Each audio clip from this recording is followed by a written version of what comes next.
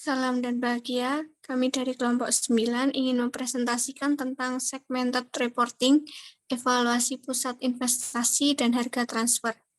Kelompok kami terdiri dari saya, Carolina Kirena Sekar, yang kedua Putri Salsabila, yang ketiga Nadia Kasana, yang keempat Maximilianus Bobat. Next. Desentralisasi dan pusat pertanggungjawaban. Sistem akuntansi pertanggungjawaban atau responsibility accounting system adalah sistem mengukur berbagai hasil yang dicapai setiap pusat pertanggungjawaban menurut informasi yang dibutuhkan para manajer untuk mengoperasikan pusat pertanggungjawaban mereka. Dua pendekatan pengambilan keputusan untuk mengolah kegiatan mereka yang rumit dan beragam, yaitu tersentralisasi dan terdesentralisasi.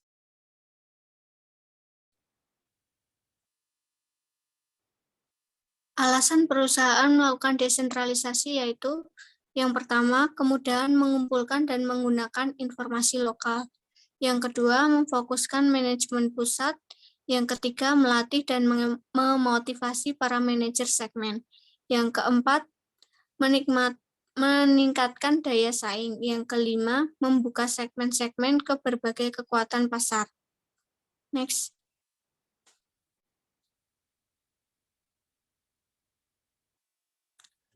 Jenis utama pusat pertanggungjawaban. Pusat biaya atau cost center merupakan manajernya bertanggung jawab hanya terhadap biaya. Yang kedua, pusat pendapatan atau revenue center, manajernya bertanggung jawab terhadap penjualan. Yang ketiga, pusat laba atau profit center, manajernya bertanggung jawab terhadap penjualan dan biaya. Yang keempat, pusat investasi atau investment center merupakan manajernya bertanggung jawab terhadap penjualan, biaya, dan investasi modal. Next.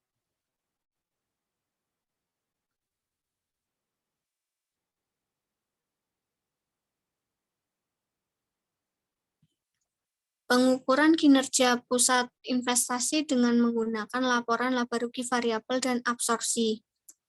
Dua metode perhitungan laba dikembangkan berdasarkan perhitungan variabel dan berdasarkan biaya penuh atau absorpsi. Yang pertama, perhitungan biaya variabel menekankan perbedaan antara biaya manufaktur variabel dan tetap. Perhitungan biaya variabel atau variable costing yang disebut juga perhitungan biaya langsung atau direct costing hanya membebankan biaya manufaktur variabel ke produk. Yang kedua, perhitungan biaya absorpsi atau absorption costing membebankan semua biaya manufaktur pada produk. Next.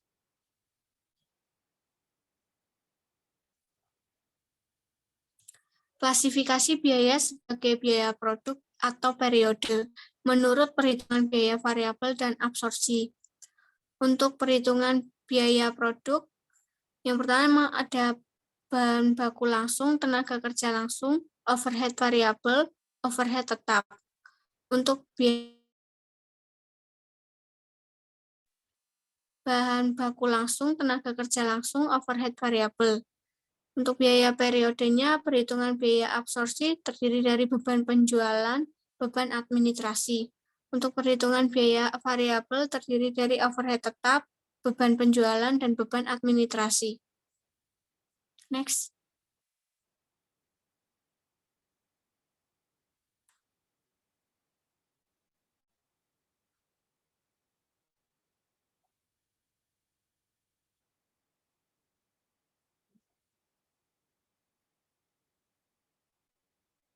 Untuk penilaian persediaan, pada perhitungan biaya absorpsi, persediaan akhir mencakup biaya bahan baku langsung, tenaga kerja langsung, overhead variabel, dan overhead tetap per unit.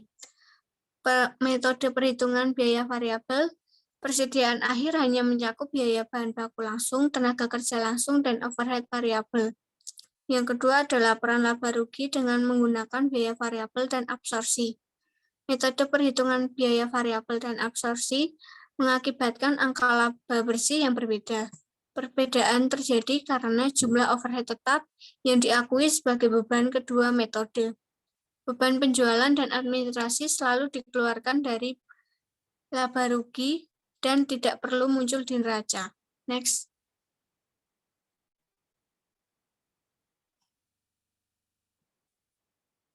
Hubungan antara produksi, penjualan, dan laba. Hubungan antara laba menurut perhitungan biaya variabel dan laba menurut perhitungan biaya absorpsi berubah ketika hubungan antara produksi dan penjualan berubah. Jika barang yang terjual lebih banyak dari yang diproduksi, maka laba menurut perhitungan biaya variabel akan lebih tinggi dari laba menurut perhitungan biaya absorpsi. Selanjutnya akan dibacakan oleh Mbak Putri Nasir. Saya akan lanjutkan contoh penilaian persediaan. Unit persediaan awal 0, unit produksi sebesar 10.000, unit terjual sebesar 8.000. Biaya variabel per unitnya, bahan baku langsung sebesar $50, tenaga kerja langsung sebesar $100, overhead variabel sebesar $50.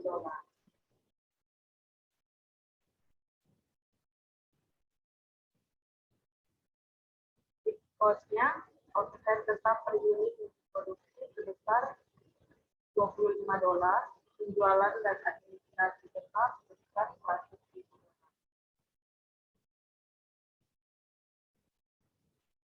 Berikut perhitungan biaya absorpsi. Bahan baku langsung sebesar $50, tenaga kerja langsung sebesar 100, overhead variabel sebesar 50, overhead tetap per unit yang diproduksi sebesar 25. Silakan mendapatkan biaya produk per unit sebesar 225. Nilai persediaan akhir sama dengan 2.000 dikali $225 sama dengan $450.000. Berikut perhitungan biaya variabel. Bahan baku langsung sebesar $50, tenaga kerja langsung sebesar 100, overhead variabel sebesar 50. Silakan mendapatkan biaya produk per unit sebesar $200. Nilai persediaan akhir sama dengan 2.000 dikali $200 dengan $400.000. Berikut laporan laba menurut hitungan biaya absorpsi. Penjualan sebesar $2.400.000 dihasilkan dari $300 dikali 8.000 dikurangi harga pokok penjualan sebesar $1.800.000. Dapatkan margin tutup sebesar $600.000. Dikurangi lagi dengan beban penjualan dan administrasi sebesar $100.000. Mendapatkan hasil laba operasi sebesar $500.000. APC-nya 8.000 dikali $225 sama dengan $1.800.000. Variabel income statement. Penjualan sebesar $2.400.000 kurangi harga pokok penjualan variabel sebesar $1.600.000. Dapatkan margin kontribusi sebesar $800.000. Kurangi lagi dengan beban tetap sebesar $350.000. Dapatkan hasil laba operasi sebesar $450.000.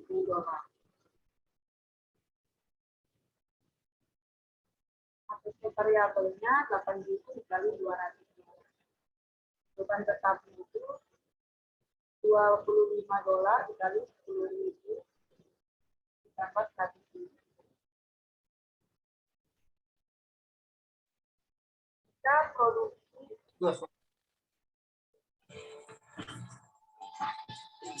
Jika produksi lebih besar penjualan, maka laba bersih absorpsi lebih besar laba bersih variabel.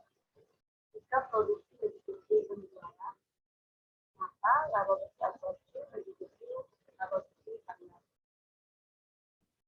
Jika produksi sama dengan penjualan, maka laba bersih absorpsi sama dengan laba bersih variabel.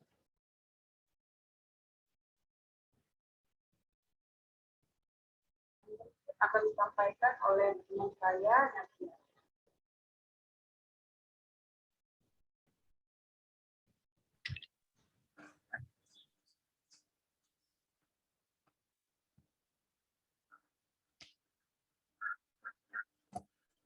Perlakuan overhead tetap pada perhitungan biaya absorpsi. Perbedaan antara perhitungan biaya absorpsi dan variabel terletak pada pengakuan beban yang berhubungan dengan overhead tetap. Menurut perhitungan biaya absorpsi, overhead tetap harus dibebankan pada unit yang diproduksi. Jika berlebihan atau kekurangan overhead yang ditetapkan tidak material, maka akan tutup dalam harga pokok penjualan. Next.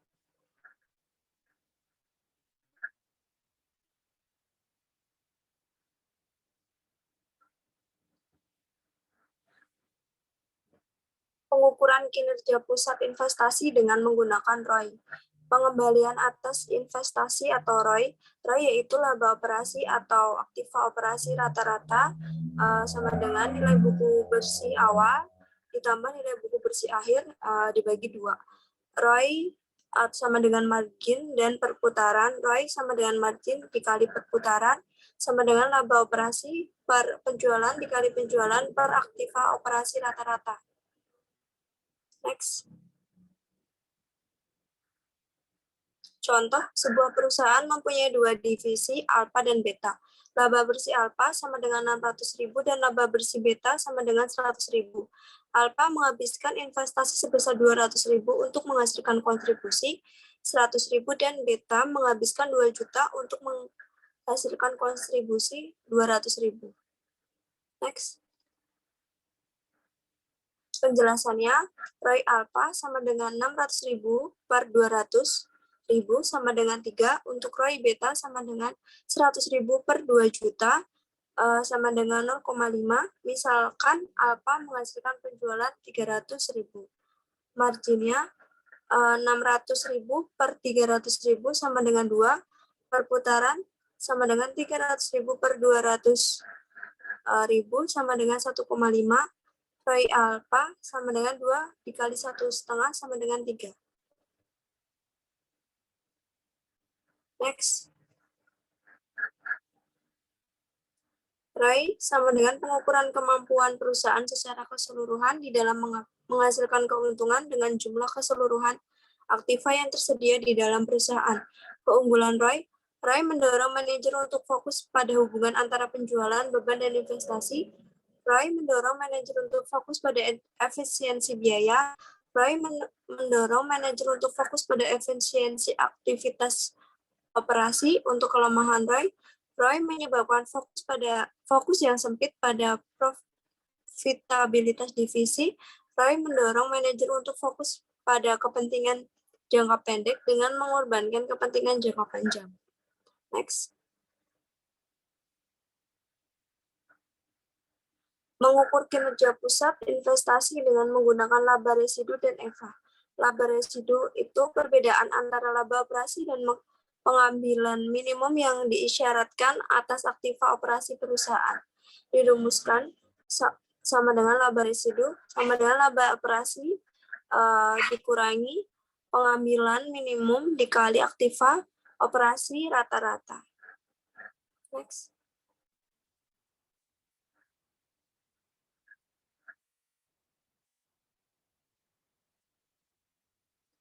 Nilai tambah ekonomis adalah laba bersih dikurangi total biaya tahunan. Persamaan EVA dinyatakan sebagai berikut. Pertama, aspek perilaku EVA. Perusahaan menemukan bahwa EVA membantu mendorong jenis perilaku yang sesuai dan dari berbagai divisi dengan menunjukkan semata-mata pada pendapatan operasi tidak mencukupi. Kedua, alasan yang mendasari adalah EVA mengandalkan biaya modal yang sebenarnya. EVA sama dengan laba operasi dikurangi persentase biaya modal aktual dikali total modal yang dipakai. Next.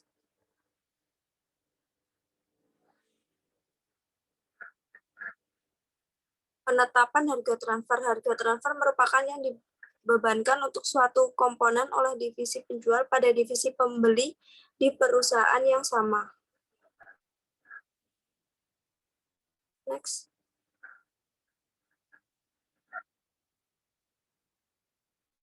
Selanjutnya akan dijelaskan oleh Mas Maximilianus Boba.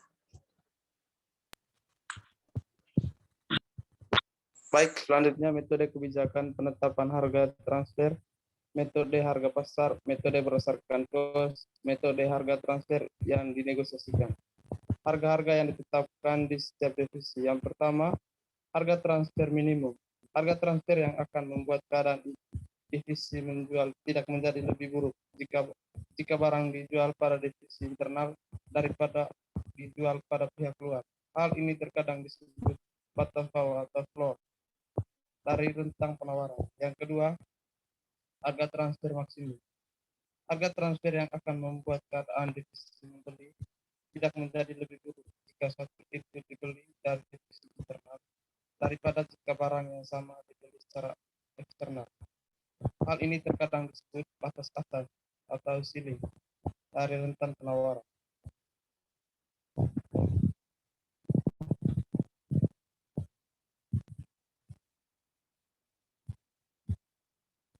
Dampak penetapan harga transfer terhadap divisi dan perusahaan secara keseluruhan.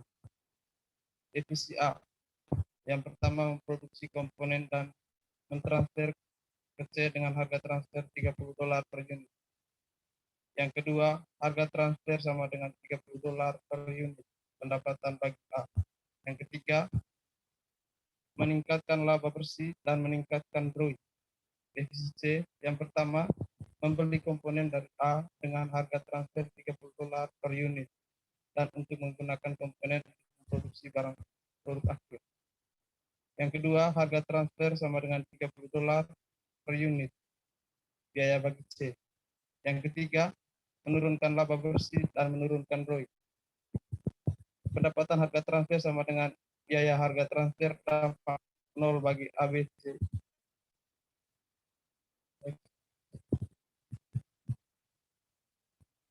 Kebijakan penetapan harga transfer. Yang pertama, harga pasar, yaitu harga pindahan barang antara dua pusat laba atau lebih. Yang kedua, harga transfer berdasarkan biaya, digunakan para transfer antara perusahaan yang menggunakan konsep pusat pertanggungjawab biaya. Kinerja manajemen diukur melalui pertanggungjawaban mengenai pengendalian biaya.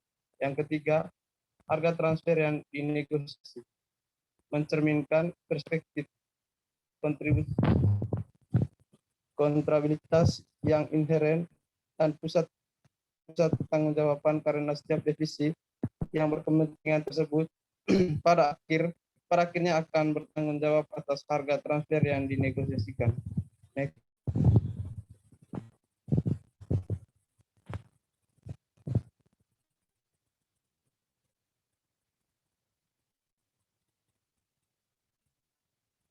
Mengevaluasi manajer pusat laba.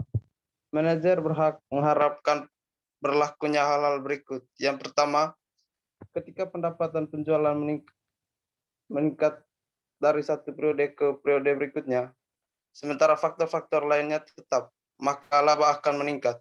Yang kedua, ketika pendapatan penjualan menurun dari satu periode ke periode lainnya, sementara faktor-faktor lainnya tetap, maka laba akan menurun. Yang ketiga, ketika pendapatan penjualan tidak berubah dari satu periode ke periode berikutnya, sementara faktor-faktor lainnya tetap, maka laba akan tetap tidak berubah. Next. Sekian presentasi kelompok kami.